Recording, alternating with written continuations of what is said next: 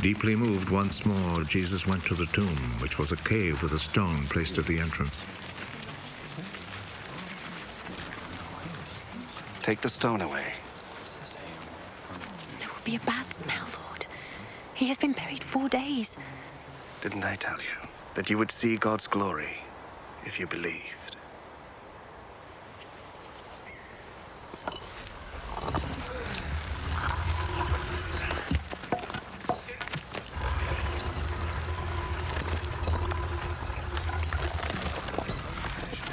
They took the stone away.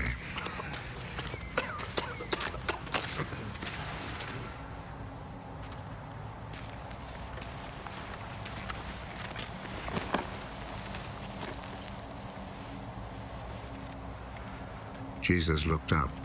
I thank you, Father, that you listen to me. I know that you always listen to me. But I say this for the sake of the people here, so that they will believe that you sent me.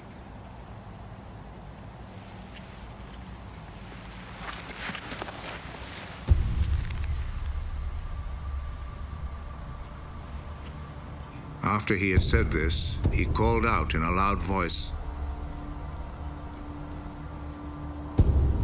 Lazarus! Come out!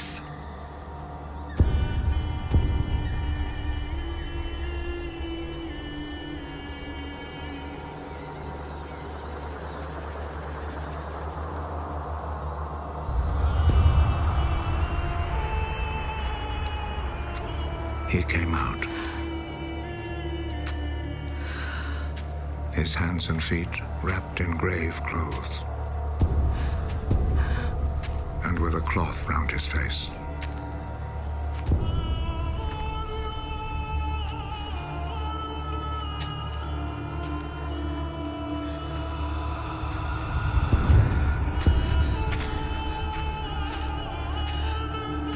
Untie him and let him go. Many of the people who had come to visit Mary saw what Jesus did, and they believed in him. But some of them returned to the Pharisees and told them what Jesus had done. So the Pharisees and the chief priests met with the council and said, "What shall we do?" Look at all the miracles this man is performing. If we let him go on in this way, everyone will believe in him. And the Roman authorities will take action and destroy our temple and our nation.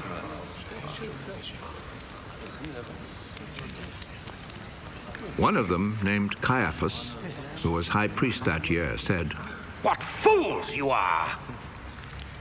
Don't you realize that it is better for you to have let one man die for the people instead of having the whole nation destroyed? Actually, he did not say this of his own accord. Rather, as he was high priest that year, he was prophesying that Jesus was going to die for the Jewish people, and not only for them, but also to bring together into one body all the scattered people of God. From that day on, the Jewish authorities made plans to kill Jesus. So Jesus did not travel openly in Judea, but left and went to a place near the desert, to a town named Ephraim, where he stayed with his disciples. The time for the Passover festival was near, and many people went up from the country to Jerusalem to perform the ritual of purification before the festival. They were looking for Jesus, and as they gathered in the temple, they asked one another, "What do you think? Surely he will not come to the festival, will he?" The chief priests and the Pharisees had given orders that if anyone knew where Jesus was, he must report it, so that they could arrest him.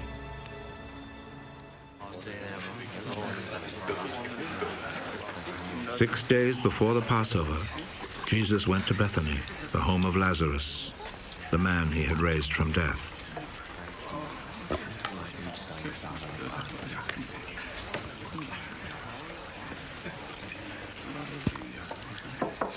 They prepared a dinner for him there, which Martha helped serve. Lazarus was one of those who were sitting at the table with Jesus.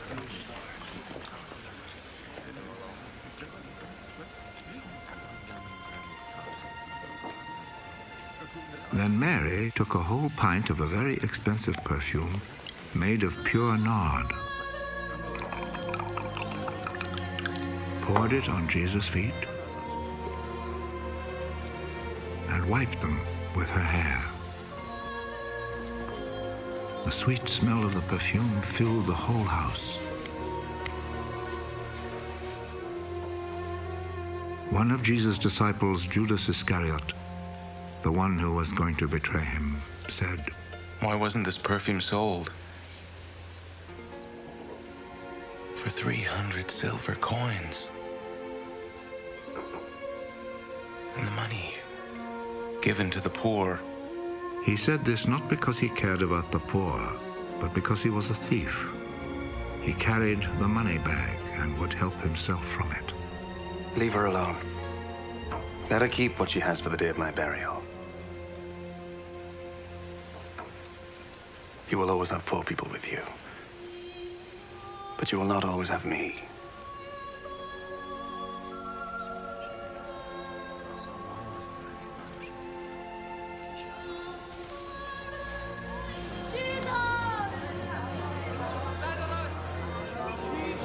A large number of people heard that Jesus was in Bethany, so they went there, not only because of Jesus, but also to see Lazarus, whom Jesus had raised from death. So the chief priests made plans to kill Lazarus too, because on his account many Jews were rejecting them and believing in Jesus.